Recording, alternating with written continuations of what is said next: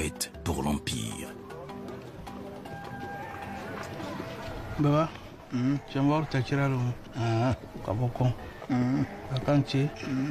Ukana fe. Takira babulo. Pastota kungola.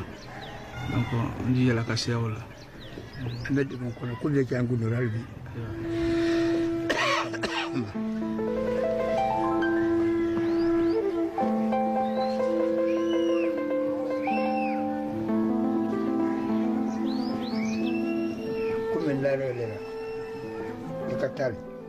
Tu vas me rejoindre. Mais la tira ne dit pas. Le bétaliana n'est pas très bien doué maintenant. Babla, babla, voilà. Tira le béné. Tira le boy. C'est quoi, il faut que ce soit comme bien. On doit Madelka. Madelka est. Ainsi que Kabou ira Gundurale. Il peut donner le message que Kabou ira. Mais tu vas y aller. Mena taga se niga me bebe ta mena taga ba bebe siku kabuka kateme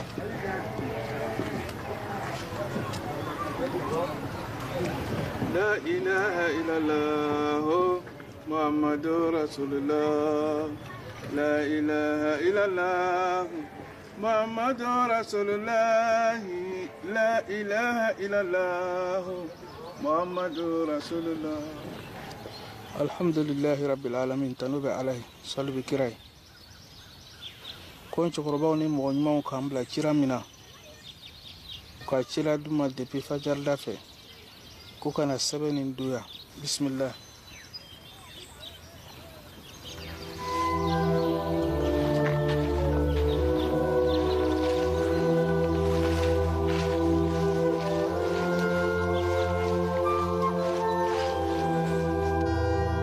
Pour traverser la cité de Kong, le chemin de fer a été finalement réalisé à Ngolodougou, à 60 km de Kong, la capitale de l'ancien empire.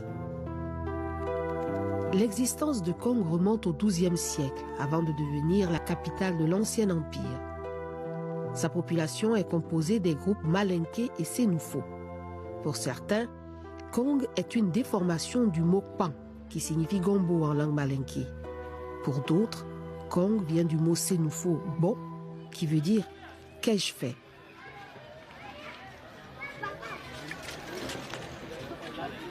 Voici environ 3 siècles, Sékou Ouattara lègue à ses descendants en Afrique de l'Ouest un vaste et prestigieux empire ayant pour capitale Kong. Aujourd'hui, la cité est défigurée. Oui, Kong sombre dans l'isolement et l'abandon quasi total. Tous les symboles du passé tombent en ruine et sont menacés de disparition.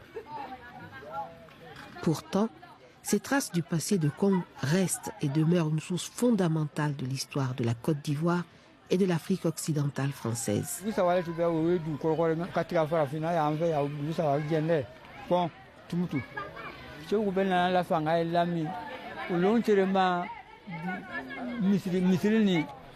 Kakoro le be jobon le be jemi be akolema masache otu be mo mi kuma di anu gbegben fala mi yoro o masache ti wole gbere o be ka ko gbamele bisigi o masache le segu nanda kana o soro tenangara dulu le be a floworo la ka sore ka buko ka sara.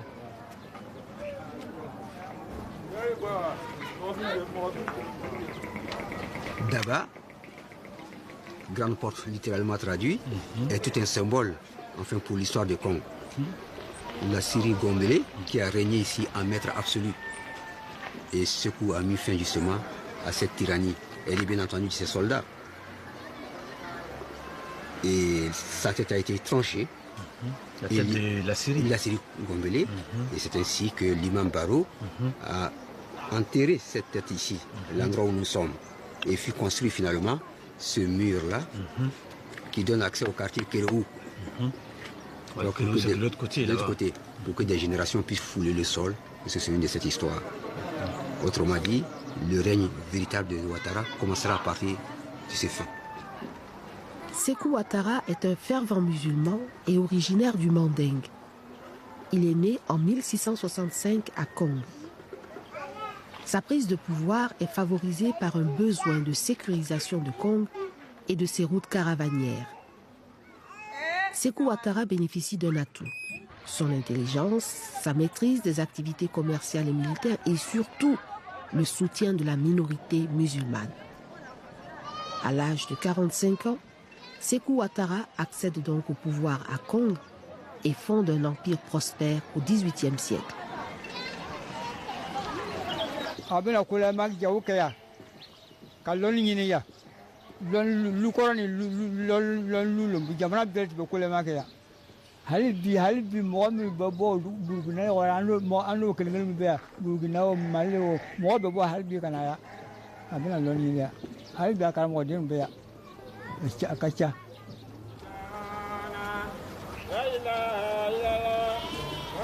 Sous le règne de Sékou Ouattara, la pratique du culte musulman se propage dans la région.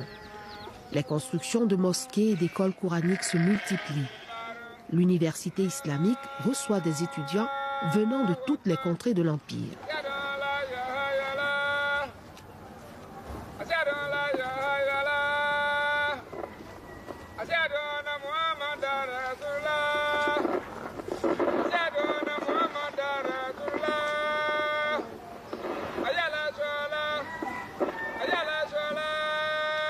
C'est que nous avons aujourd'hui des témoins de l'histoire, des témoins qui montrent aussi cette continuité culturelle entre les pays voisins. Et à travers tout ce réseau, il est facile quand même de comprendre pourquoi peut-on parler de continuité culturelle entre la Côte d'Ivoire, le nord de la Côte d'Ivoire, qui est le prolongement du Soudan. Pour preuve, ces mosquées aujourd'hui qui ont des oreilles, qui nous entendent aujourd'hui, qui sont quand même des parleurs portés sous-régionales, puisque ce type de mosquées aujourd'hui touche le Burkina Faso, le Mali, la Côte d'Ivoire, ou encore on dénombrait à l'époque d'ailleurs plus de 300 mosquées dans ce pays. Il ne reste aujourd'hui que 20 malheureusement, mais qui sont quand même entretenues dans cette région. Et le Konga, comme on le dit, les habitants de Kong aussi, vénèrent ces lieux, vénèrent cette mosquée, s'en occupent, ce qui permet aujourd'hui de comprendre pourquoi ces mosquées aujourd'hui ont résisté avec tout le temps.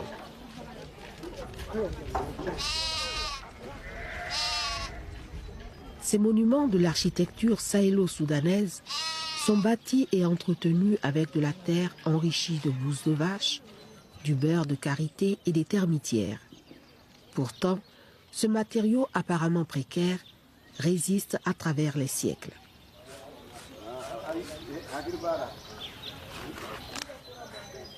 La technique du tissage par ICAT est partie de Kong pour se propager dans la sous-région. Parmi les nombreux artisans formés à Kong, les tisserands occupent un rôle considérable dans la tradition grâce aux pagnes ikati, ce qui explique la présence exigée de ces pagnes tissées dans les cérémonies de mariage et autres manifestations culturelles, dont le kouroubi.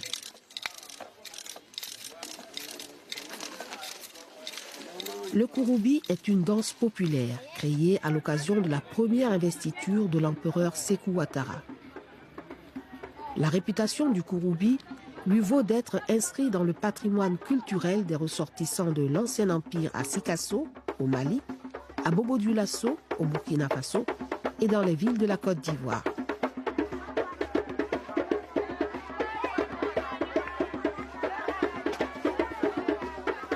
Cependant, le kouroubi fait l'objet de controverses à cause de sa célébration le 26e jour du Ramadan, le mois sacré du jeûne musulman.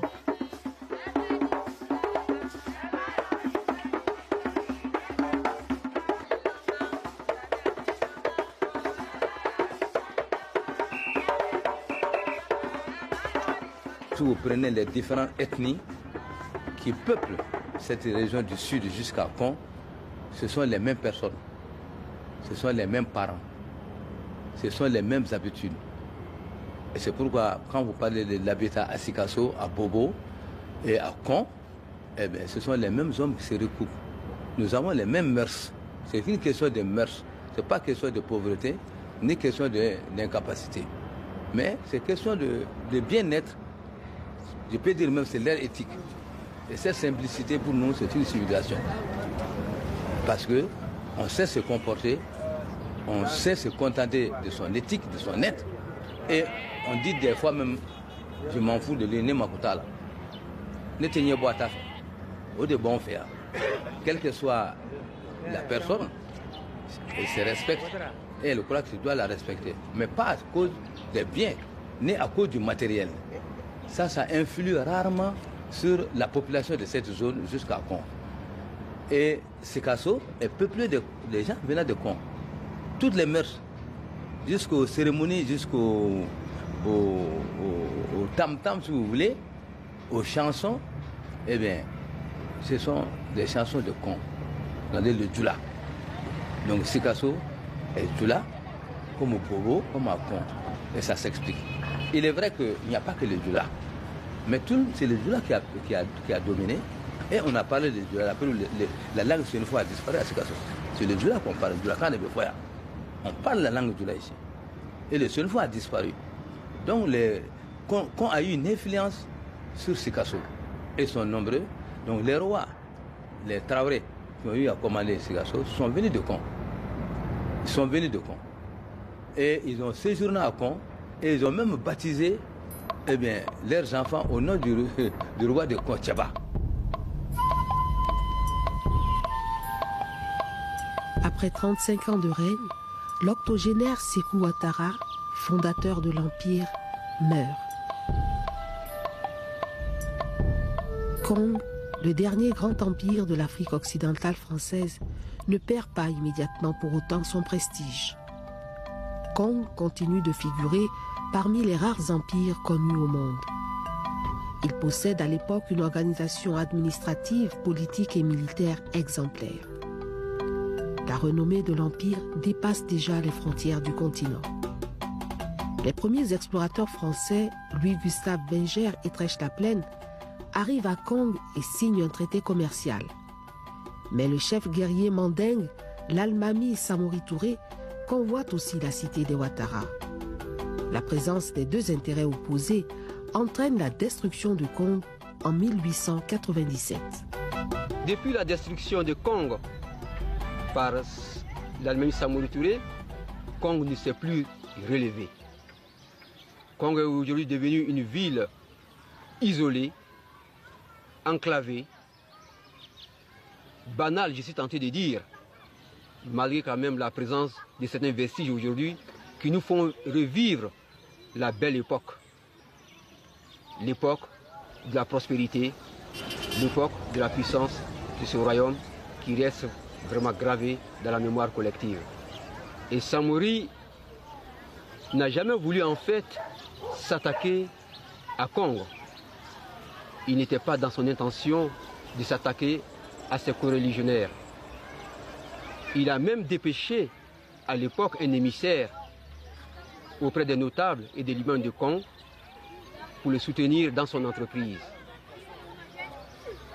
Malheureusement, la neutralité de Kong, qui voulait garder une neutralité, lui a été fatale. Le chef guerrier est originaire de l'actuelle Guinée-Conakry. Samori Touré est un résistant à la pénétration française qu'il considère comme une menace pour les populations de sa région. Ce sentiment va l'habiter durant toutes ses luttes. La dislocation de l'Empire de Kong devient effective à cause du tracé des frontières terrestres par l'administration coloniale française. Malgré l'émiettement de l'Empire entre le Mali, le Burkina Faso et la Côte d'Ivoire, les traditions sont demeurées vivaces entre les ressortissants de Kong.